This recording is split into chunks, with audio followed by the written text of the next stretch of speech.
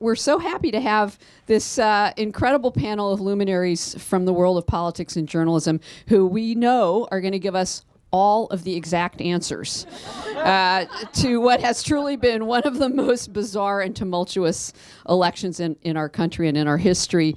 I don't know how many of you, if any, were here. We did air the presidential debates here at Politics and Prose, all three of them.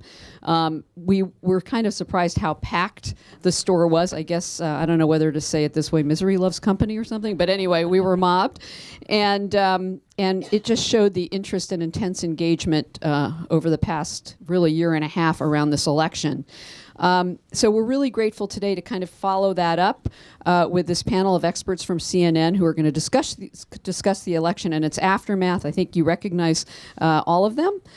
They were all mainstays of the coverage throughout the campaign. On my far left, I guess on your right, is Brian Stelter, who will moderate today's discussion. He's, of course, I'm sure you know if you watch CNN, the host of CNN's Reliable Sources, the network's Sunday morning show about the news media. Before working at CNN, Brian covered the media for the New York Times. He's also the author of the New York Times bestseller published in 2013, Top of the Morning, Inside the Cutthroat World of Morning TV.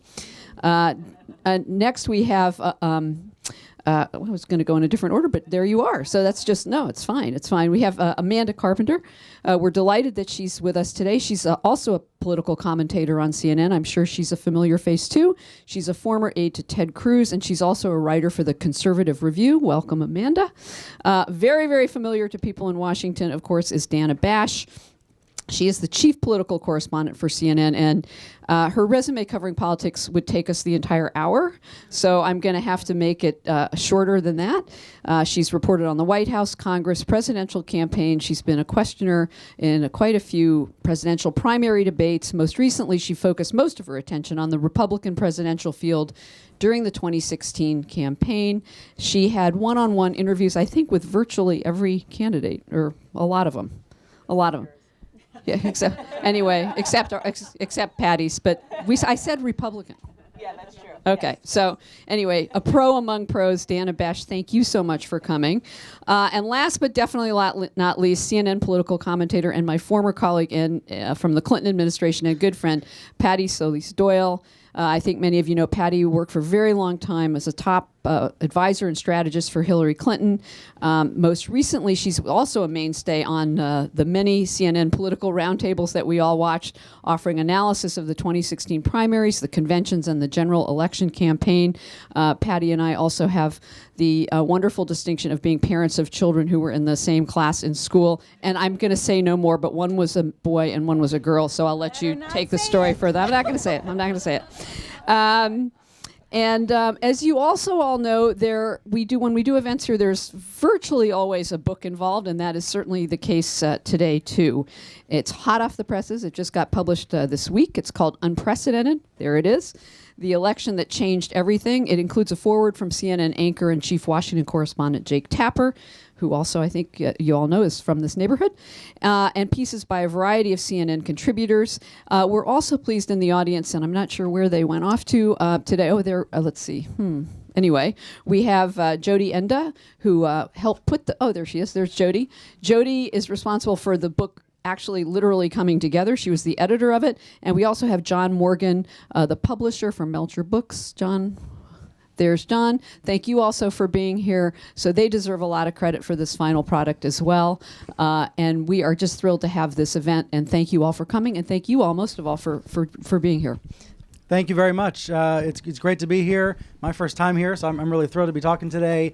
I want to first mention the book and why the book is so incredible. I had no idea what this meant when I heard CNN was making a book about the election. This was at least a year and a half ago as the candidates were just entering the race. CNN assigned Jody, the editor, and Thomas Lake, the main writer of the book, to go off, to not have to worry about the day-to-day machinations of the campaign, but instead to document what happened. And we think about the title Unprecedented. We all went into election night thinking, I think most of us went in thinking, Hillary Clinton was about to be the first female president, an unprecedented story. Well, the title in some ways stands even more strongly today, 1 month later, unprecedented, as we think about living history. And in this book, here's what amazed me. I don't know how you all did it, Jody. it reads like Trump was going to win. This book saw it coming and sees why it happened and explains why it happened. I was really nervous to read my own essay in the book because I wrote it before Election Day. And so there's some interesting things as you read this book to see if the words hold up. But it really does. In the final days, right after the election, they were able to get this done in record time. So I highly recommend check it out. Read the essays. All three of the panelists today also have contributed to the book, contributed insight to the book. So I wanted to start actually with our boss, with words from Jeff Zucker, the head of CNN, in this book. I thought this was really intriguing. He says here on page 49, I don't think Donald Trump ever thought he was going to be the Republican nominee for president. Let's remember, Zucker was running NBC when The Apprentice was on, so he's known Trump for many years. So Zucker goes on, I think he got into this race to burnish his brand and finish second or third.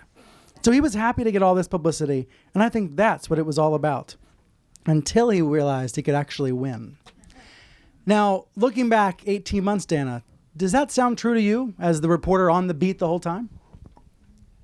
Our boss said that? Absolutely. No, I'm kidding.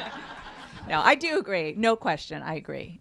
Just watching him, I mean, he was just kind of doing his thing, making it up as he went along, and obviously using his master marketing skills and celebrity status to do it. I mean, the first interview I had with him was at his winery, and I remember sitting over this in Charlottesville, beautiful scene of these vineyards and the hilltop, and he had come in on the helicopter, and then instead of walking up the hill, I think 10 steps, they drove him in the SUV, and I'm thinking, okay, no one's going to relate to this. Like, when did I ever think that I would be doing an interview with a candidate overlooking his winery? And because I was thinking it's marketing, and turns out people did relate a lot. Well, I would say even the night of the election, Trump's team was trying to lower expectations and even trying to blame people like Mitt Romney for their loss. They didn't even see it coming that night. And so, I mean, you talk about unprecedented. They didn't even imagine themselves in that scenario because in the hours before he was president-elect, they were saying, oh, these guys are the reason I lost. Do you think that explains some of what's happened in the months since election night? There are times where it doesn't seem like we're seeing a normal transition. There might not be as much preparedness. Do you think that's because there wasn't an expectation on election day of winning? Well, sure, because according to reporting, they had a transition team, but then they saw what was put together and threw it all out the window. And now we're seeing live auditions at Trump Tower with a parade of potential Secretary of States coming through. Which is another form of marketing, by the way. Sure, I also think it's you're absolutely right, Amanda. They weren't prepared for it, but I also think we're seeing an apprenticeship style of a transition, because if it ain't broke, why fix it? I mean, it worked for him throughout the primary. It worked for him throughout the general. Why change things? Why pivot now? It has, he's been very successful. Right. And it's also who he is, and it's also the way he operates. Yeah.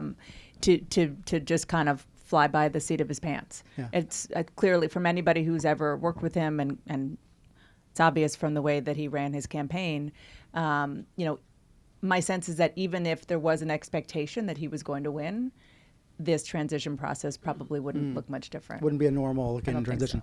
So. One of the things I love about the book is that it identifies the real pivot points of the last 18 months. I think about the escalator, these sort of cliches now of Donald Trump's campaign. What was it for you, Dana, the kind of not necessarily a huge made-for-TV moment, but a time where you started to realize something was different this year, different from all past campaigns? Trump would always talk about his crowds aside. I mean, there was the two things that were most important to Donald Trump and still are his poll numbers and the size of his crowds. I mean, that's it. He talks and he more wasn't about having huge rallies on day one, right? No, I remember 2 weeks in and going to New Hampshire, and he was having a pool party with 200 people, and it felt too small for him. Right. No, absolutely. But that quickly changed. Yeah. And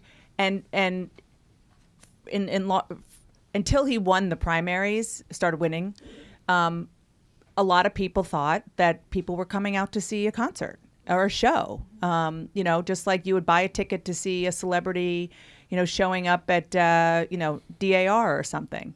And I think in many cases, that was true. But then when those people came to see the celebrity, they started to listen and they liked what they heard. Because throughout the campaign, so much of what we talked about, understandably, and I think appropriately so, were the things that were so controversial. But the mainstay of his stump speech the entire time had trade deals are bad, you guys are getting forgotten, the system is rigged. Build a wall, of course. The media. No, he didn't say that at the beginning. He liked the media at the beginning. That's a whole other story. And those are the core ideas and ideals that people really gravitated towards because it was different. Amanda, you were, I would say kind of famously, CNN had these anti-Trump conservative voices, actually went out and hired pro-Trump conservative voices in order to have more balance on the airwaves. When you came on board after having worked with Cruz, you looked back on the primary season and you learned what? What did you take away from that primary experience? Well, I think the real breaking point in the primary season was somewhere between New Hampshire and Florida, where it was apparent that Donald Trump was for real in that debate where Chris Christie really took out Marco Rubio. And going into Florida, there's a lot of talk. I mean, unapologetically on the air, I would say, I wanted to see it come down to a Cruz-Rubio race. But when I didn't see people gravitating towards making that happen, it seemed like this was really going to fall apart and Donald Trump could take it. Then you heard the Cruz camp saying, well, we have to get it down to Trump and Cruz. We almost sort of need Trump to beat everybody else, and then we'll beat him. And then I was like, wait a second. And so to me, the real story of the Republican primary was the lack of unity in the Republican Party. You don't end up with 17 candidates on a stage. You don't have 17 people thinking they have a realistic chance of winning unless the party is really fractured. And that allowed Donald Trump to come in. And so before he got the nomination, I thought parties are over. Republican Party couldn't stop this, couldn't do anything. But now he's showing himself to be a very strong leader. I have reservations with his leadership style. But the party seems to be falling in line and saluting him in a way that I never really expected. And we'll see where it goes. As for the Democratic Party, I don't know what rebuilding is going to go on over there. But I think the party still institutionally have a big problem. Before we talk about my sad party, I want to talk about the primary process. Yes, and the the thing primaries. that I found most astonishing about the Republican primary was that every candidate sort of left Donald Trump alone. And I'm sure it was because they thought he was a joke. But between him getting all of this media attention and nobody laying a hand on him, I think that was the two parallel tracks that caused him to rise like he did. And basically, just win almost consistently throughout the entire primary season. And and by the time Ted Cruz went after him and Marco Rubio went after him and Jeb Bush went after him, it was just too little too late. I was thinking about, Dana, you read about Jeb Bush in your essay for the book. You probably went into 2015 thinking Jeb Bush was going to be the story of 2016. No, I didn't probably. I did. You did? Like, officially. Okay. I even followed him to Estonia and Latvia and Poland. I think that was it. Because right before he announced, he did this international tour to kind of burnish his, world stage credentials, because he was thinking like a traditional candidate, which, by the way, was the first thing that he did wrong. First of many, many, many things, including the fact that his name was Bush, which there was nothing he could do about that. But no, there's no question. I remember being at Jeb Bush's announcement on June 15th, 2015. And I remember, it was definitely, he did very well, but it took a lot of effort for him to connect and to really emote-ish and to try to connect, with the crowd. And as soon as it was over, all of the buzz in the back at the press table was Donald Trump is really going to do this tomorrow. I mean, the second it was over, maybe even before it was over, I didn't realize it because I was doing live shots. So, it was Jeb Bush's inability to really get through to people, but it was also Donald. I mean, there's no question in my mind that Donald Trump announced that he was going to run for president the day after Jeb Bush intentionally to steal his thunder. And it worked. There's no and to create a question. contrast, maybe. Yeah. In terms of the connection. Patty, do we chalk what happened on the Democratic side up to the same Bush-like inability to connect? I'm a little biased because I happen to love Hillary Clinton very much. But having worked for her on on her last presidential campaign, on her Senate campaigns, I know that she's a flawed candidate. I know that she's not good on the stump. And in this particular election, she really did personify. She was the embodiment of institutions, not just Washington institutions, but the embodiment of all of those institutions that people were just so angry at, whether it's Washington, whether it's Congress, whether it's government, whether it's banks, whether it's the media. I mean, she just sort of embodied all that for them. So was she the wrong messenger for the time? Probably. But having said that, she did so many things right? Like she was prepared. She had policy. She won the debate. She raised the money. She did She was a everything. girl. She was a girl. She did everything she was supposed to do, but she was a girl. No, I'm saying she was a girl, which is why she did everything she was supposed to do. Well, but I'm saying she did everything she was supposed to do. She lost because she was a girl. How much do you chalk up her gender to her loss? I think it's really, really hard. I know we can't know yet. I'm desperate for more research still, a month later, about the electorate. There's so much more I want to know about why people did what they did. But how much do you in your gut think it was? I think it's really, really hard to run for office when you're a woman. I just do. And the little things that really pissed me off, I'm sorry, were she's screaming too much. I don't like the tone of her voice. She was the enabler. She was the one who treated the women badly, in terms of her husband. I mean, that's just ridiculous. Have we ever heard that about a man? Ever? I mean, Trump, yes, he has a very melodic voice. He's fantastic, doesn't he? Come Wrong. on. So I don't know how much, but was it a factor? Yeah. Absolutely. How much were you feeling? You can tell us now that it's all over. How much were you feeling going into election night at the CNN DC bureau? How much were you feeling there was a chance she would lose? Zero.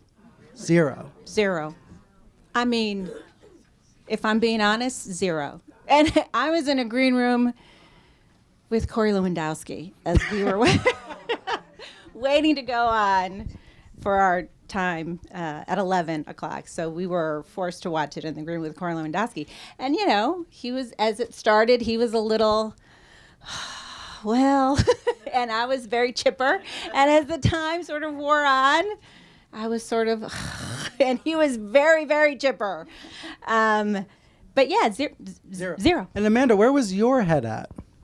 Well, I was watching CNN go along. I expected Hillary to win. I didn't know by how much. I thought Donald Trump would be pretty competitive, but I thought in the end Hillary would win. She would take North Carolina. You had this whole setup where Donald Trump had to win these 4 states, and then he would win Florida and North Carolina. And then, it's like once he won those 2 states, it's holy moly, we have a game. Holy moly. So I had CNN on. I was watching the New York Times ticker go wildly, and I would walk away and go breathe and say, is this really happening? I had a column written saying, tonight was like a roller coaster, but it all landed as expected, safely as everyone predicted.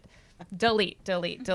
Because I thought it would be a wild ride, but it would end safe in harbor, no surprises. Now, both of you were mostly in the green room or waiting to go on for a panel discussion. Dana, you were sitting on the set the whole night, sitting right, across from Wolf and with Jake, and you were watching it all happen and seeing your phone, I assume, blow up. What happens on election night when there's a shock around the world? Oh, I thought that was going to be another What happens on that set? I desperately wish I could have been a fly on the wall in that studio. It's like, look, I probably shouldn't make this comparison. It was news. It's like Sully landing the plane. Like, you just got to focus on what's in front of you. I mean, truthfully, there's no emotion to it. It's just, you're just doing your job and just trying to get the information real time. I mean, it is the ultimate adrenaline rush, the ultimate. And there's, just like you guys, as soon as we started to see Florida look off, we thought, oh, okay, But one thing I will say, about all of our expectations, because obviously we've had a lot of time to think about this. And I see Abigail Crutchfield, my partner in crime, my producer in the back, and we've been talking about this a lot too, is that we, all of us, these are political professionals, and as a political reporter, we are conditioned to in these modern times, talk about and study the data, the voter modeling. What do you find, especially sort of post, I guess, starting with George W. Bush in 2004 when they had the voter files at the RNC and they started the micro targeting, trying to find voters the way Politics and Prose finds book readers, and so on and so forth. And fast forward to now, 2016, the Clinton campaign had it down to what we thought was a science, the way that they identified voters. And frankly, the Republicans did too. The Trump campaign didn't have it, but they relied on the Republican National Committee, and we did some stories on that. So my point is that all of their data, including the Republicans, showed Hillary Clinton winning. Right. Okay? Now, if we didn't have any of that, if we were back in the times of Alexander Hamilton over there, and we just had our shoe leather reporting, there are two stories that we did looking back. We would have said, oh, Donald Trump's going to win. One was a piece on millennials in North Carolina, where we talked to so many young people who were saying, nope, I was a Bernie Sanders voter. I am never going to vote for her. No way, no way, no way, no way. Then in Pennsylvania, it was like 2 or 3 days after the Access Hollywood tape came out, and we went to go do a piece on suburban women. And we went to several Trump events. Ivanka Trump was actually there. And these were the kind of women that you would expect would say, forget it. I am not going with this guy. He is a dog. No way. To a person, we could not find one woman who said that. They all said, whatever. Of course, we know this about Donald Trump. But he's going to do X, Y, and Z for the economy. And by the way, we can't stand Hillary Clinton. Sorry.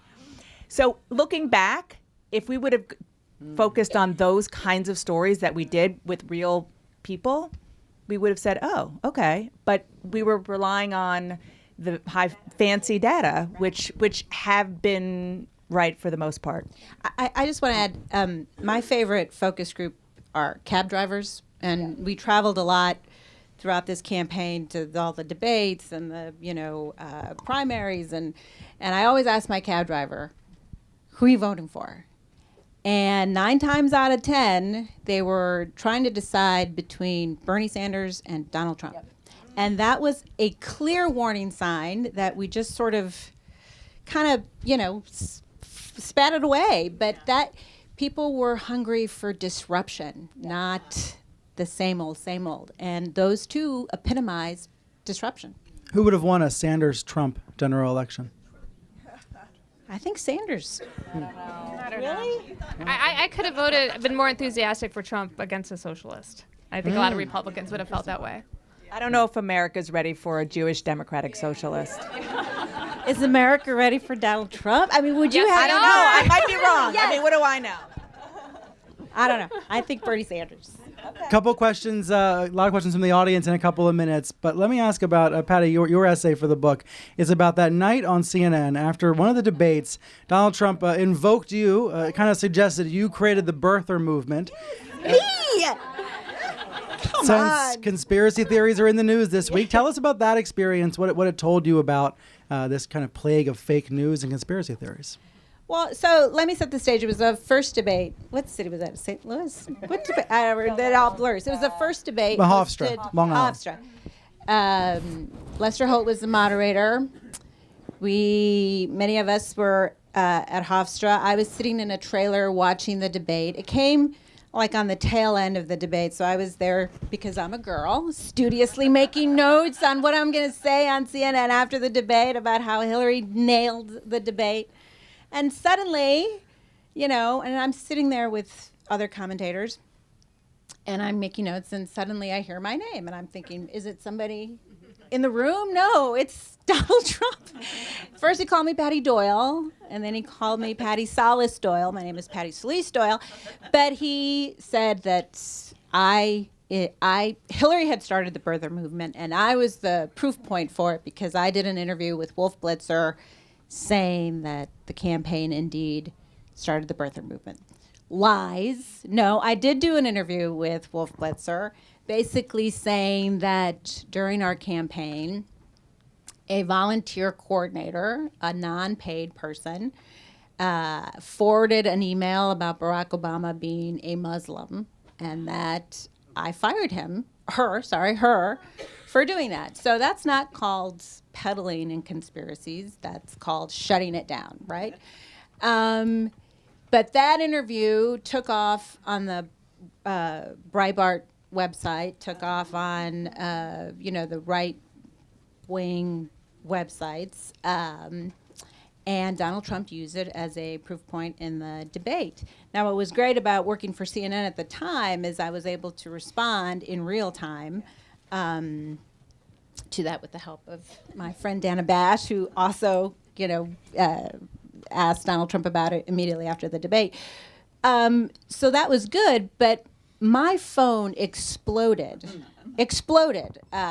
People, calling me not nice things, B words and C words, and telling me to go back to Mexico, and Donald Trump, when he wins, is going to deport me. And I mean, it was ugly. But there are a lot of, I would say, the majority of Trump supporters who actually believed it because he said it. Yeah. And I don't know the same thing happened in our neighborhood, in my neighborhood. So I don't know what to say about that. You believe they do truly believe what he says, or they go along with it? There can be differences or shades to this. I think they believe what he says.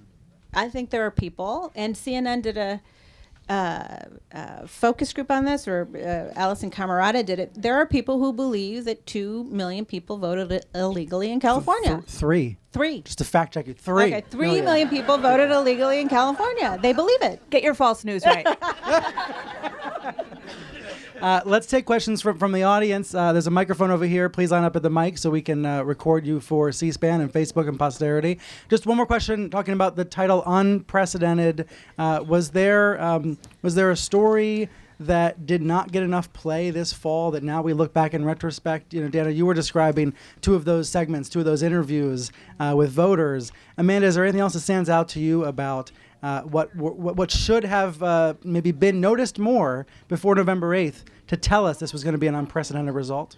I think because there was so much attention on Donald Trump and what he was saying in the final month, there wasn't nearly enough attention on the logistics of what Hillary Clinton was doing, her not getting out to the battleground states. It wasn't until after she lost, people are saying, wait, she only went to Wisconsin once during the general election? Had there not been so much focus on Donald Trump, I think there would have been more scrutiny of Hillary Clinton's actions. She went 0 times. Yeah, 0 times. She went once, I guess, before the general election, then 0 times after. Sorry, thank you for the fact check. Right, because this was that's right. This was the Trump show for 18 months, right? It was the Trump show, which in some cases we didn't see the flaws you were describing of the other candidates. Let's go over here for questions. Well, and following up on that, because I'm a big CNN watcher. I'm a little closer to the microphone. Oh, sorry. I'm a big CNN watcher, and I'm a liberal, and I'm a Democrat. So if I want that viewpoint, I can go to MSNBC and see that. But I was really disappointed. I was really troubled by what I was watching on CNN.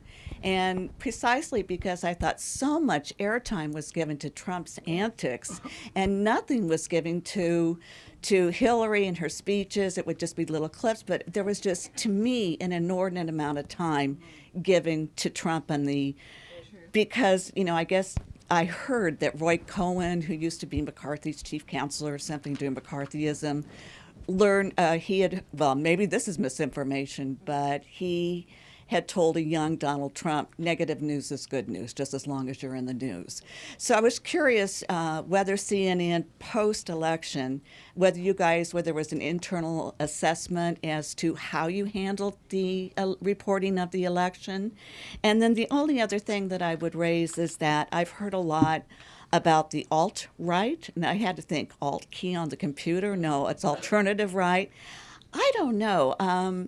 Aren't they extreme right or radical right? I don't think the general public would necessarily, except for the millennials and people who are, I hate to say, educated or whatever. I don't think the general populace really quite understands it. And I think it minimizes the extremism of that segment of the population. Well, let's take your point about cable news coverage and CNN coverage of the campaign first. I would say that since Election Day, my program, Reliable Sources, should be renamed What Just Happened, What Did We Do Right, What Did We Do Wrong? And by the way, that's what the show's going to keep being. I feel like every week we're having those conversations. What time are you on? At Sundays at 11. Thanks for asking. Is that your DVR? That was great. But more broadly, 1 hour a week is great. But I think internally, the soul searching needs to happen at every network and at every news organization. And I do think it is. Maybe not enough of it, but I do think it is.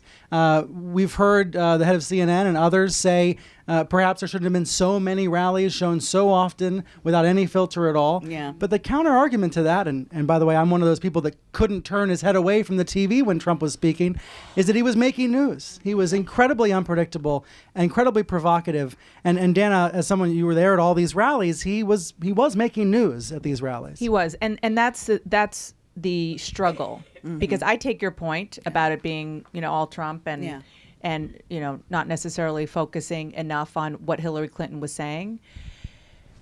But because Donald Trump was saying pretty much every day something that was so wild, we felt a responsibility to talk about it and fact check it, which is what got him so mad at us, because he said, you're so negative and, you don't treat me right. And it's because, he had a 50% shot of being president of the United States. We felt a responsibility that to really dig into what he was saying. Hillary Clinton wasn't doing that. She wasn't saying things that some things she required fact checks, and we did. So that, I think, explains the disparity. It doesn't necessarily excuse. Thank you. It doesn't necessarily excuse it, but it certainly explains it, because just like everybody here was grappling with what to do with this, kind of unicorn, we were also, And what I learned, I as someone who I spent years at the New York Times before joining CNN, and I love sitting in control rooms. I just love watching from the back of the control room at CNN. My takeaway from that is these are minute-by-minute decisions. You're deciding what to do about a Trump rally in real time, not based on months of conversation, not based on a plot to help Trump or hurt Trump, but just based on what's news that minute. Totally. And that's the reality of the cable news world. Yeah, I would say, and one point to that, and just from my experience with Senator Cruz and watching other Republican candidates, they didn't make themselves available. They were saying the same old stuff. It wasn't interesting to cover potentially a Ted Cruz rally if he's giving the same speech for the 100th time. Did you all talk about that at the time? Because one of my frustrations, looking back, I think to myself, actually, I was thinking this. I said it on the air at the time, so you hear it. I was thinking, yeah, exactly. I was thinking at the time, why weren't they coming out and trying to learn from Trump's antics? Because they were caught up, I think, in the traditional Republican, the Fox News primary, trying to get influential talk radio conservative hosts on their side. Therefore, they weren't paying attention to CNN. Meanwhile, Trump would call him up anytime, take him live. They were caught up in a different kind of race that allowed Trump to run up the middle, dominate it at an early stage, and then the cameras never went away. They couldn't. And on your question about the alt-right, where do you all come down on this issue of the terminology, the language, the term alt-right, which can be sometimes maybe confusing or unclear? I'm sort of okay with it because I don't know of a better thing to call it. Some of them are clearly racist. Some of them are, have Nazi tendencies. Yeah, so we're going to hear extreme from the audience, extreme, racist. Yeah. But to me, and when I saw this coming very early on with Trump hiring Steve Bannon, knowing very well what happened at Breitbart News, what the kind of things they publish. I mean, even as a staffer to Ted Cruz, I would not place op-eds at that outlet because you never knew what it would be they're up against. Oh. So, what do you call it? To me, the first and primary thing was to say, this is not a conservative outlet. They don't have conservative impulses. It's not part of the party. So, alt-right, okay. So what are but they? if you have a if they're better not term conservative, for it, what do you think? As it's a conservative, what are it's part they? of this alternative reality. There's no accountability. There's no fact-checking. There's no editorial control. I mean, it's the Wild West of, internet politics it's where radical. there's no accountability. It's so radical. I'm open to a better word, but I like the word kind of extreme. captures it. I like the word extreme. Yeah, And extreme it alt-right. is Okay, sure. anti-immigrant. It is anti-Semitic. It is anti-feminist. It is anti. It's anti-black. I agree. Maybe we call it anti. I don't know. Okay, thank you. Bad news. I do like to think of things like Breitbart as anti-media. They exist in order to be anti the rest of the But media. this is part of what has destroyed a lot of credibility with media generally is that there has been a many years-long campaign of conservative alt-right outlets saying you cannot believe the liberal media. You can only go through us. It's almost like the church of conservative media. We're the only ones that will tell you the truth. It would be like a bookstore that would refuse to stock conservative books or books with a different opinion than the owners. Let's go to another question. Yeah, thank you for the panel. I love your socks, by the way. Thank you. So I watch CNN constantly, and what used to bug me is that the need to try to have this, the term was used, false equivalency, right? Trump did this, but Clinton also did this. Trump did this, but what about Clinton? And you'd have folks on your panel. What's the woman's name? Kellyanne, not Conway, and the other lady. Kayleigh McEnany. Kayleigh McEnany. Kayleigh, her, right? And for the life of me, I felt like throwing my shoe at the TV every time she spoke, because there really I hope we don't owe you a new TV. no, but there really wasn't a false equivalency, right? Whatever Hillary Clinton may have or may not have done doesn't compare with what we know Trump did. So why was there always a comparison of the two? Can I take that? I think that what you're talking about is you call it false equivalency, but what you're talking about when you're describing how a partisan or a Trump supporter reacts is called spin. That's what that was. I think historically there have been issues with objective reporters sometimes doing the false equivalency thing, because we are trained to say, he says this, she says this, okay, thank you and good night. But we did not do that in this campaign, like at all. And I think that probably feeds into your question about Donald Trump getting so much more airtime, because we had to spend so much more time on him and trying to explain and fact check and so on and so forth. So just remember who's talking when you're throwing the shoe. So Patty, you're sitting next to Kayleigh McEnany. Amanda, you're sitting next to Corey Lewandowski. Tell us about it. Okay. I know it doesn't appear that way when you're watching us, but Kayleigh McEnany is a lovely young woman. Jeffrey Lord is a lovely man. I mean, we just disagree. We disagree on the issues. We disagree on which way this country should go, but they're lovely people. And I just want to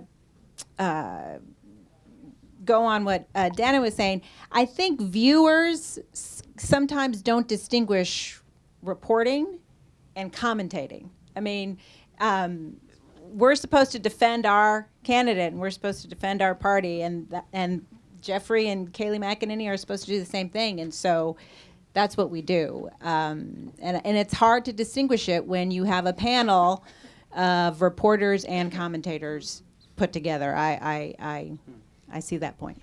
Can I just say one thing, and you can disagree with me, both of you.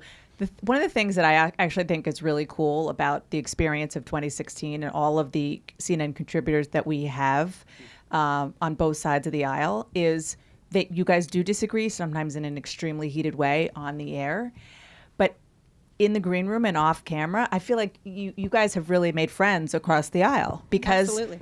I think it's really cool. I mean, I remember being at one of the conventions and walking downstairs and seeing it at table after they were working out, which was something that I will never forget, with like Paul Begala and David Axelrod and Corey Lewandowski, and I mean, it was like, okay, that's happening. But one thing that was really interesting about this cycle was how much CNN actually allowed us commentators to leave it on the field, to let it play out on camera.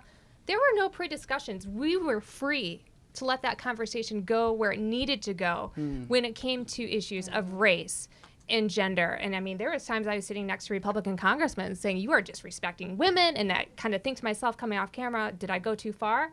And no, they just said, you say what you feel in that moment. And they allowed us to be passionate. And I think that was very emblematic of the feelings this cycle. And in the control room, the producers are saying, "Don't go to break. Don't go to break. Let it happen. Let it play out." Yeah, I remember going at it remember with Jon Jeffrey Stewart's Lord. critique of CNN. Oh, now we have to leave it there. That's the worst thing about cable news, when they end it when it starts to get good. And I feel like in this election that didn't happen so much. I mean, I was just going to say, I remember going at it with Jeffrey Lord for what seemed like 3 hours. And I'm like, when are we going to commercial?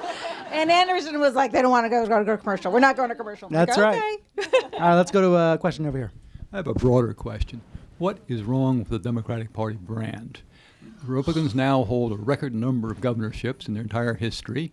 In the House races, they got 3 million more votes than the Democrats did. And in the Senate, for all the talk about Hillary as a flawed candidate, she outran most of her Senate candidates, and particularly in those states where they needed, like Pennsylvania or North Carolina or Wisconsin, where they need to pick up those seats and should have picked up those seats. I guess everyone's looking at me.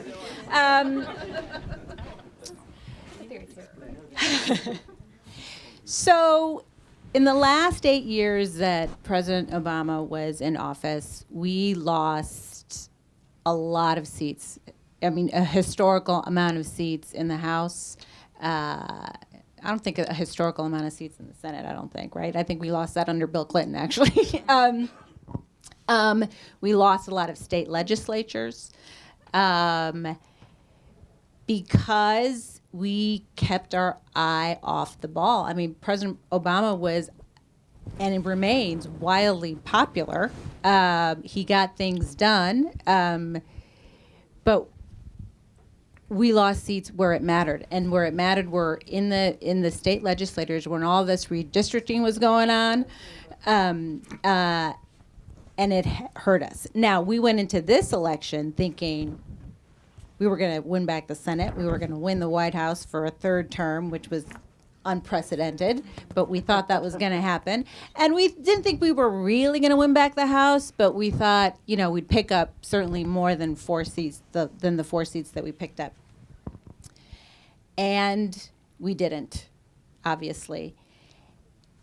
And look, we're still poring over the exit polls. The problems with poring over the exit polls is that the exit polls were wrong. But we left a very important group of people on the table. We left white working class voters on the table, and that was, I think, our biggest mistake. And what is exceptionally frustrating for me is that Hillary Clinton, this was part of her coalition.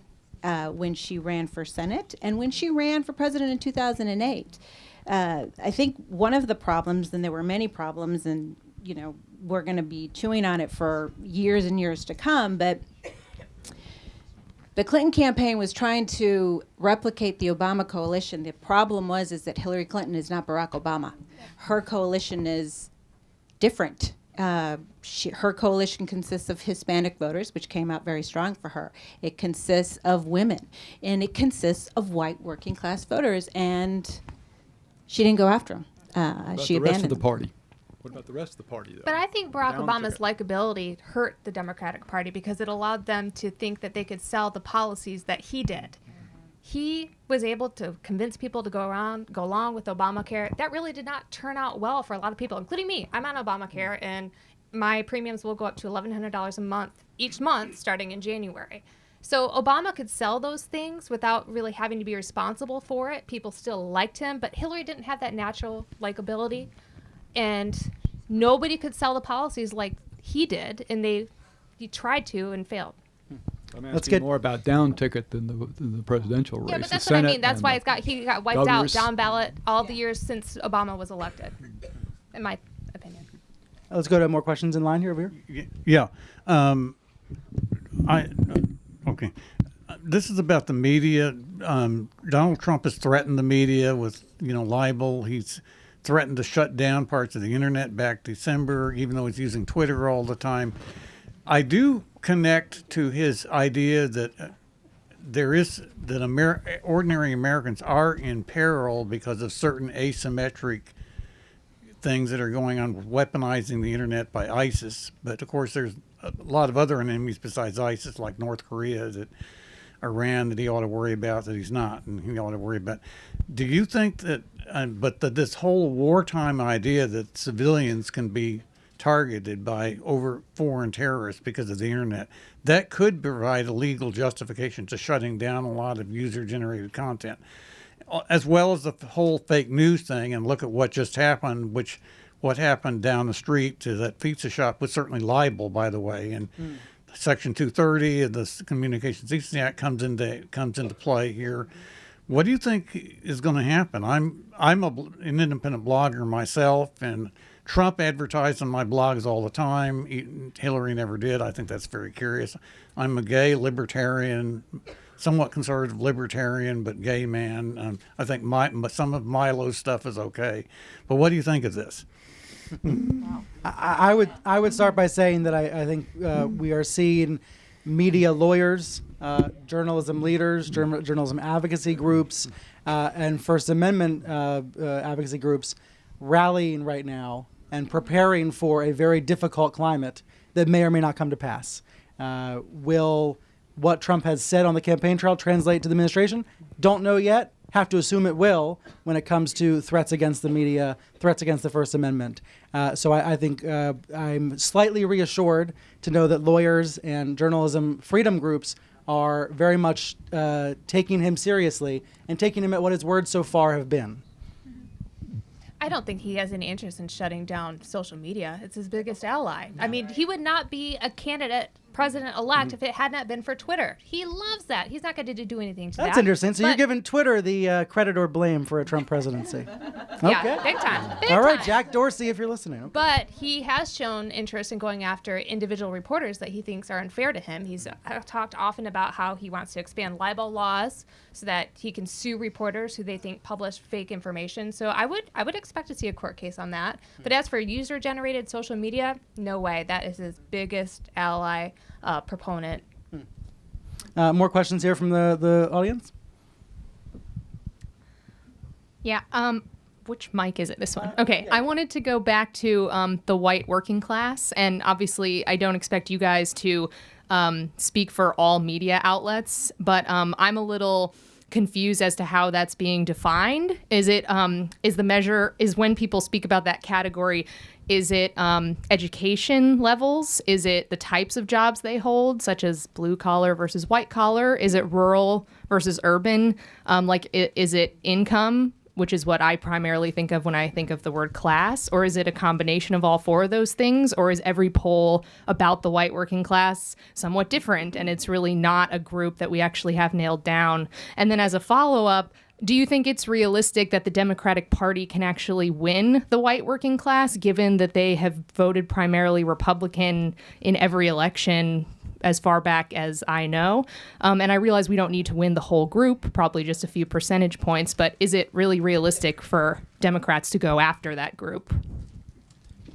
Well, I'm going to leave it to actually Dana to define, but I think it's all of the four categories that you, but to specifically define it, I'll give it to Dana. But it's all four of those categories that you listed.